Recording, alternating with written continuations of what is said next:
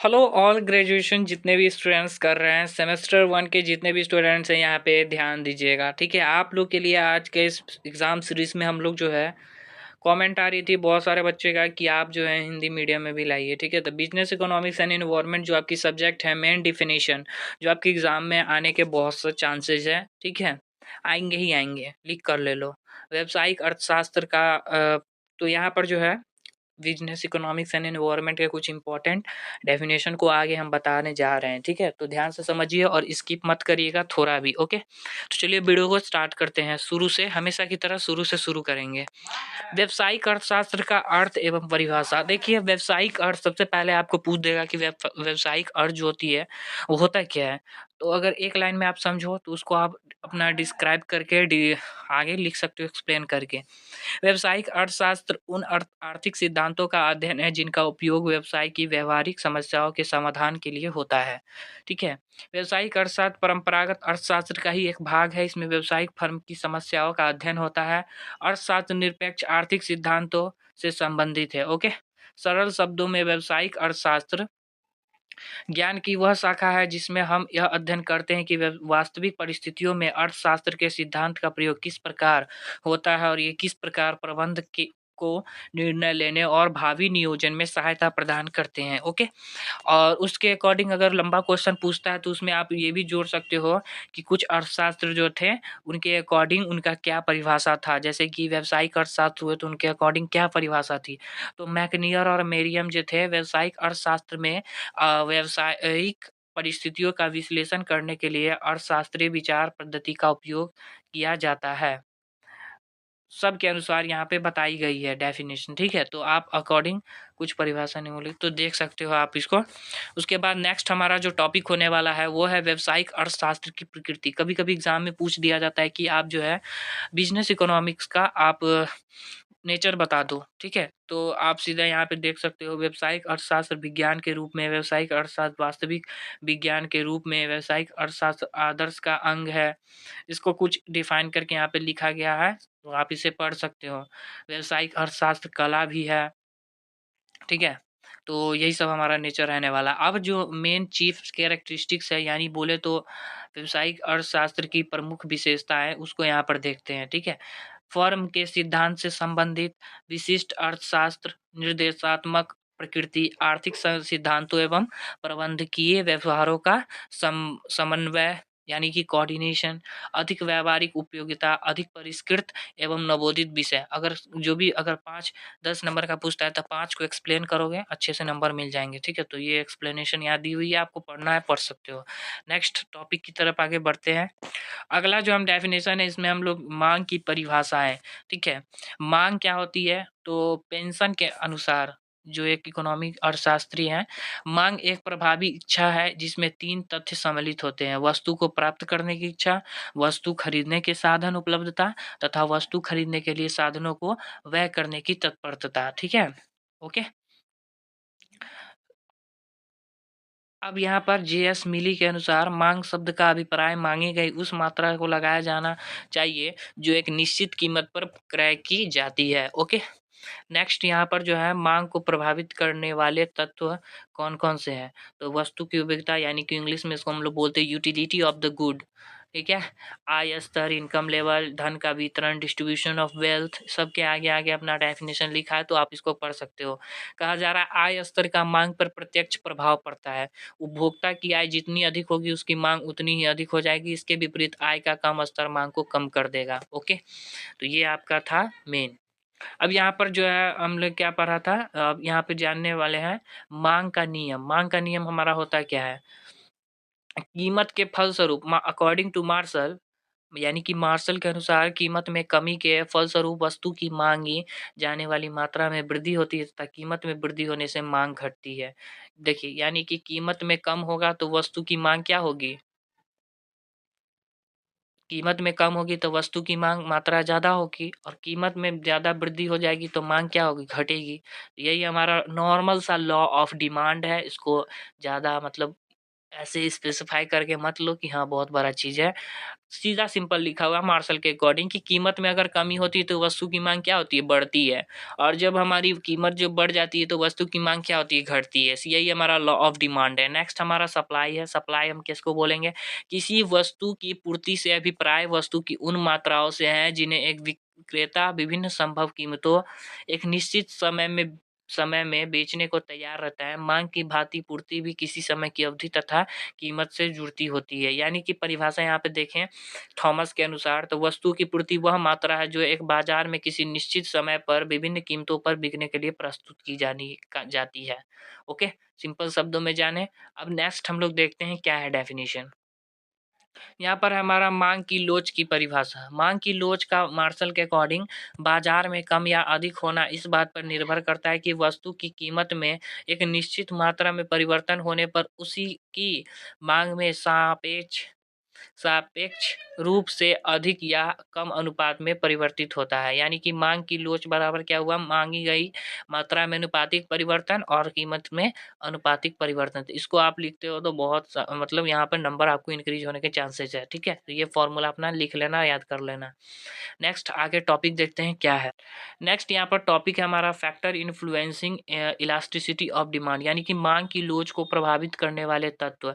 वस्तु की प्रकृति, नेचर ऑफ गुड्स, वस्तु आवश्यक वस्तुएं, नेसेसरी जो भी चीज़ें होती है वो, आरामदायक वस्तुएं, कंफर्ट यानी कि विलासिता की वस्तुएं, लग्जरी स्थापनपन्न वस्तु यानी सब्स्टिट्यूट गुड्स। उसके बाद वस्तु के वैकल्पिक प्रयोग, अल्टरनेटिव यूजर्स, और उसके बाद है उपभोग स्थगन यानी कि पोस्टपोनमेंट ऑफ कंजम्पशन।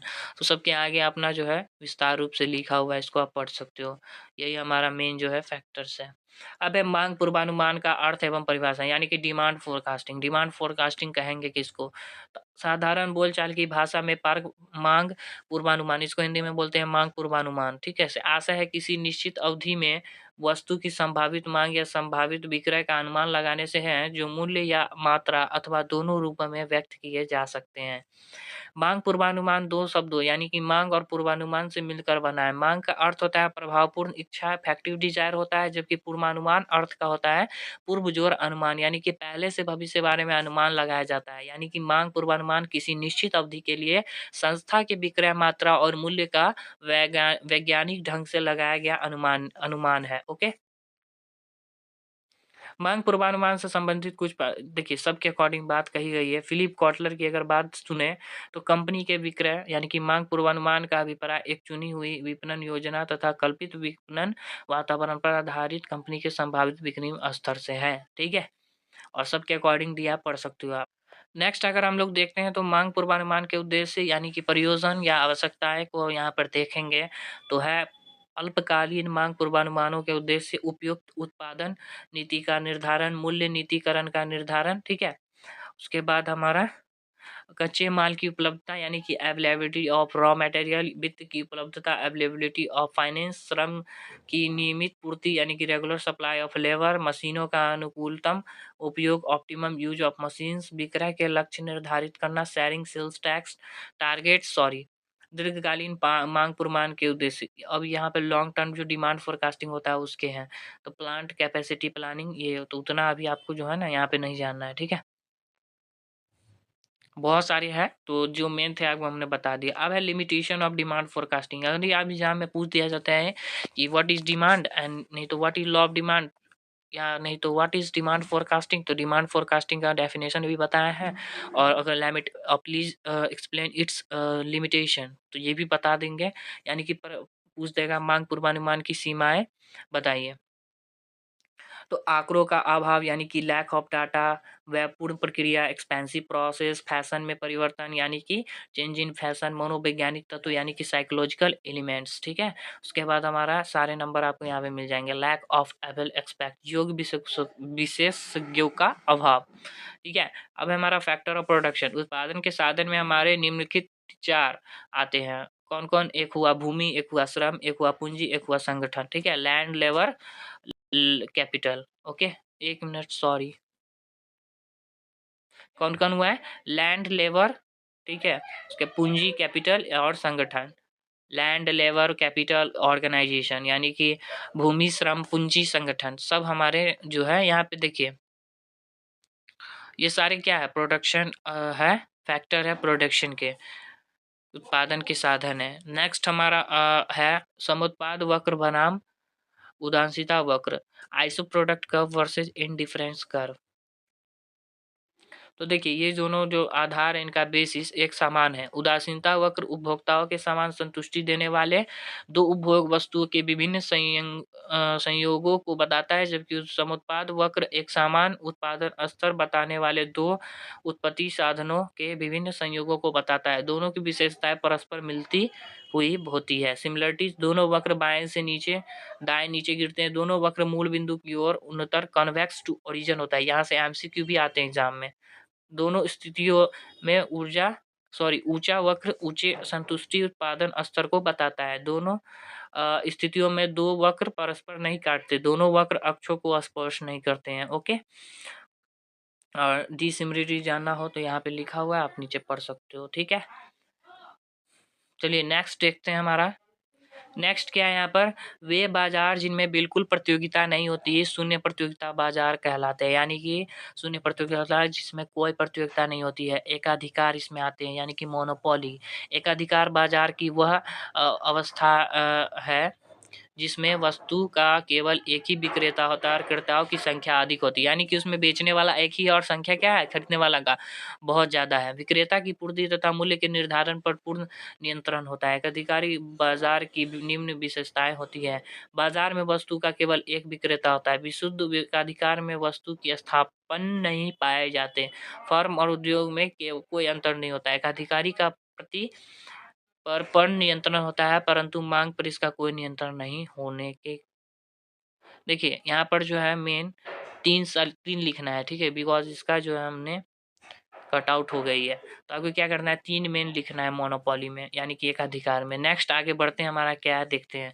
अपूर्ण प्रतियोगिता बाजार क्या है, अपूर्ण प्रतियोगिता बाजार यानी कि व्यवहारिक जीवन में शुद्ध एकाधिकार अथवा पूर्ण प्रतियोगिता के लक्षण नहीं पाए जाते हैं, अतः वास्तविक बाजारों को अपूर्ण प्रतियोगिता के बाजार कहा जाना अधिक उपयुक्त होगा।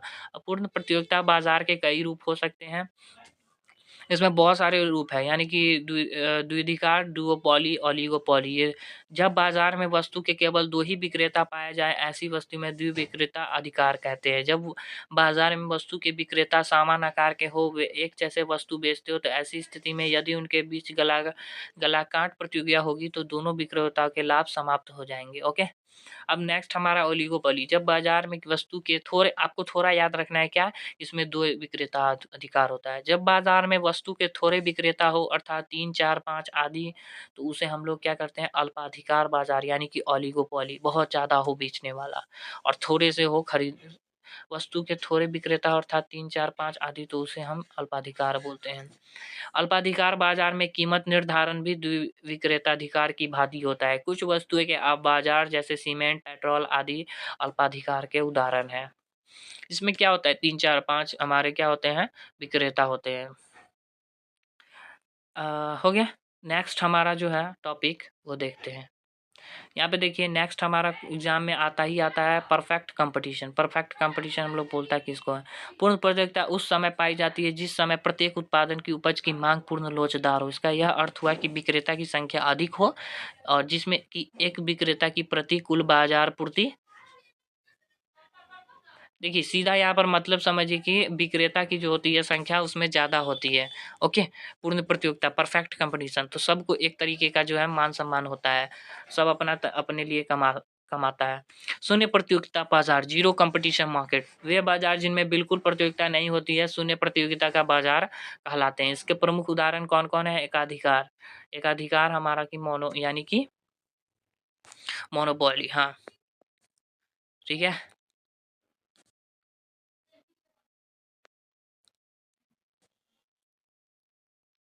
अब देखिए मेन हमारा यहाँ पर क्या है, मजदूरी। मजदूरी बहुत टाइप से होते हैं, समानुसार, कार्यानुसार, 2 टाइप्स, ठीक है, यानी कि टाइम वर्क और टाइम वेजेस और पीस वेजेस। कोई भी कार्य हो चाहे शारीरिक हो या मानसिक, यदि वो आंशिक रूप से अथवा पूर्ण रूप से मौद्रिक भुगता के लिए किया जाए तो उसे श्रम कहते हैं। नॉर्मल है। श्रम के लिए श्रमिक को प्राप्त होने वाला पुरस्कार मज़दूरी कहलाता है, ओके?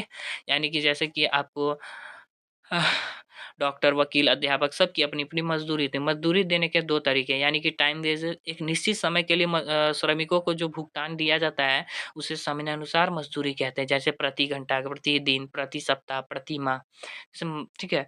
और पीस वेजेज़ हुए, कार्यानुसार मज़दूरी, जब श्रमिकों के कार्य के आकार या गुण के अनुसार मज़दूरी दी जाए। यानी कि उदाहरण के लिए एक कुर्सी बनाने के लिए बढ़ई को ₹15 दिए जाने तो वह कार्य मज़दूरी कही जाएगी। आगे बढ़ई कुर्सी 1 दिन में बनाए या 1 सप्ताह में, इससे मज़दूरी का कोई संबंध नहीं। समझ में आया? चलिए।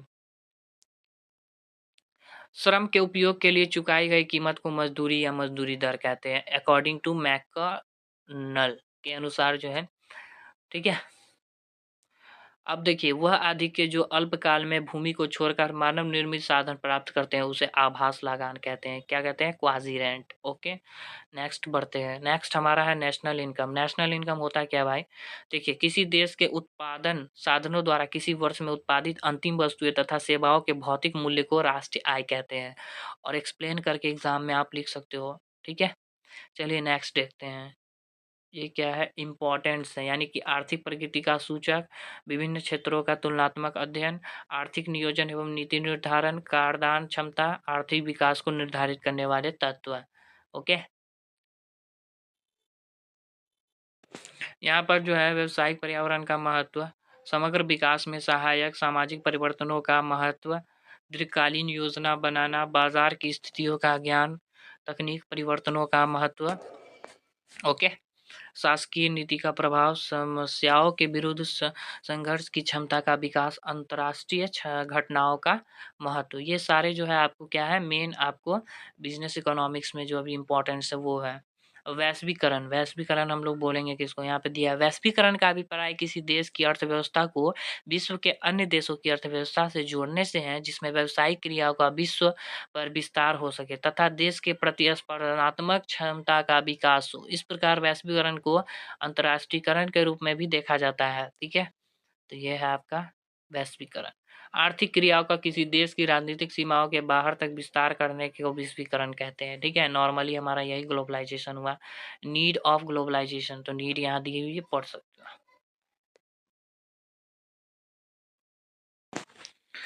तो नॉर्मली जो है हमने आज क्या किया है, हिंदी में आपको हिंदी मीडियम से बिज़नेस इकोनॉमिक्स एंड एनवायरनमेंट का सारा आपको हम दे दिए हैं, समझा दिए हैं, जो भी आपके मेन डेफ़िनिशन थी। फिर भी अगर कोई क्यूरीज़ रहती है तो आप हमें कमेंट कर सकते हैं। चैनल पर नए, चैनल को प्लीज़ सब्सक्राइब कर लीजिए और बच्चों को प्लीज़ शेयर करिए वीडियो। ठीक है? धन्यवाद।